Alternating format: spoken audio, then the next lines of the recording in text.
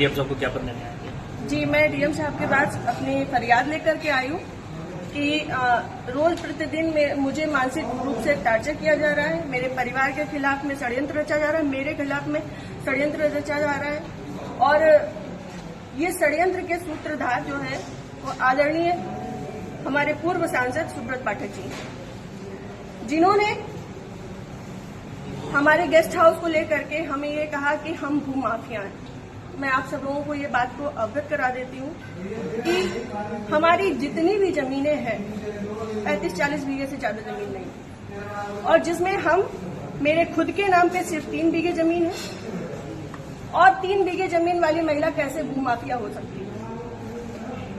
और 35-40 बीघे की जमीन में हम मेरे ससुर साहब, मेरी सासू माँ, मेरे हस्बैंड और मेरे देवर देवरानी 6 लोग आते हैं। इतनी सी जमीन में कैसे लोग भू माफिया हो जाते हैं? जो ये बड़ा उससे कह रहे हैं कि चपुन्ना के भू माफिया। और रही बात मेरे गेस्ट हाउस की, राधा रानी गेस्ट हाउस की, तो आज इन्हें ये पर लग रहा है कि वो हमने सरकारी भूमि में बनाया है, अवैध जमीन पे कब्जा किया है। तब क्यों नहीं लग रहा था जब 5 साल से उसी में दावतें खा रहे थे, भारतीय जनता पार्टी की मीटिंगें कर रहे थे, हमारा पैसा खर्च करवा रहे थे, रोज मीटिंगें हो रही थी, तब क्यों नहीं ये आपको लग रहा था? आप पूर्व सांसद के ऊपर एक आरोप लगा रहे हैं। बिल्कुल, आप भी बीजेपी के कार्यकर्ता? मैं बीजेपी की कार्यकर्ता हूँ और बीजेपी में ही काम करती हूँ शुरू से लेके लास्ट तक। जब तक मेरा जीवन मुझे अलाउ करेगा, जब तक ये कन्नौज के नेता मुझे सहज भारतीय जनता पार्टी में रहने देंगे, तब तक मैं भारतीय जनता पार्टी की ही सदस्य हूँ। पार्टी में आपने इसकी उच्च पद पे लोगों से शिकायत की है क्या? मैंने ये इस विषय के बारे में यहाँ से लेके प्रदेश अध्यक्ष तक को सबको सारी बातें पता है। और आज से नहीं पता है, ये पिछले 2 सालों से पता है। मेरे पिताजी, मेरे ससुर साहब, मेरे हस्बैंड, मेरे हम सब लोगों के लिए हत्या तक का मतलब षड्यंत्र रचा जा चुका है, और विगत के चुनाव के निर्णय के बाद ही रचा गया। पिछली 4 जून को रिजल्ट आया है, पिछली 3 जून को ये हमारे गांव गए थे। हमारे गांव जाकर के इन्होंने, हमारे राइवल्स हैं जो, उनके घर जाकर के इन्होंने 2 घंटे की बैठक रखी जिसमें षड्यंत्र रचा गया। और उसके बाद ही उसी दिन इनके एक प्रमुख कार्यकर्ता कहिए, चमचे कहिए, कुछ भी कहिए, वो जीतू त्रिपाठी, उन्होंने मेरे ससुर साहब को फोन किया, जिसकी मैं रिकॉर्डिंग आप सबको भेजूंगी और चाहूंगी कि मीडिया में आप चलाएं। उन्होंने मेरे ससुर साहब को धमकी दी कि अगर चपुन्ना चुनाव नहीं जीता तो आपको 4 तारीख के बाद देख लिया जाएगा।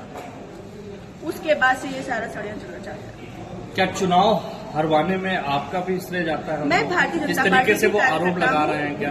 वो कुछ भी कहे, वो तो ये भी कह रहे हैं कि भाई नेहा त्रिपाठी ने 20 लाख रुपए ले लिए थे सपा से। वो तो उनका मुंह है, कुछ भी कह सकते हैं।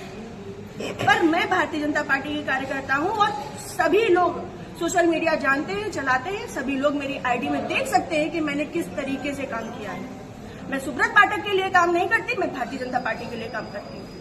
आपने प्रशासन और पुलिस से शिकायत की? जी, मैंने पिछली 25 तारीख को प्रशासन पुलिस से शिकायत की थी, जिसमें सीओजी की टीम गठित है और अभी तक कोई भी पकड़ा नहीं गया है।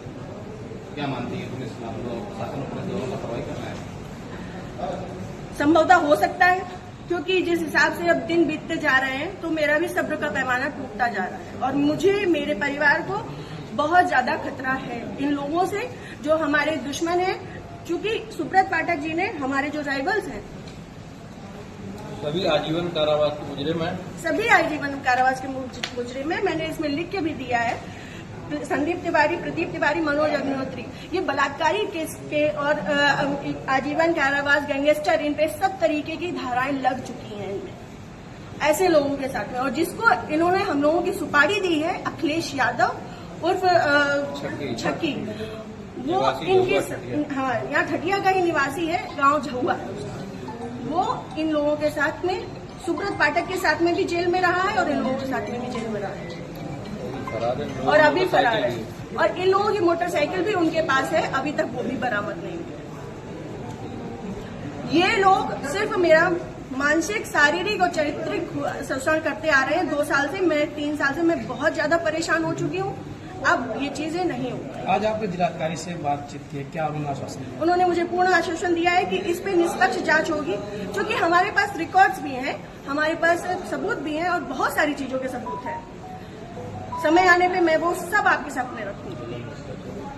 जिले में जो भी भ्रष्टाचार हो रहा है, जो जिला पंचायत में भ्रष्टाचार हो रहा है, जो ब्लॉक प्रमुख में भ्रष्टाचार हो रहा है, ब्लॉक में भ्रष्टाचार हो रहा है, वो सारी चीजें मैं आप सब लोगों के सामने रखूंगी। अगर आपकी सुनवाई आज नहीं होती तो आगे क्या कदम उठाएंगे आप? मैं आप लोगों का सहारा लूंगी और आप लोगों का सहयोग, मुझे पूर्ण विश्वास है कि मेरे साथ हमेशा रहेगा और मैं इस पे अपनी अंतिम सांस तक अब फ्रंट के पैमाने में आकर के लड़ूंगी। Thank you.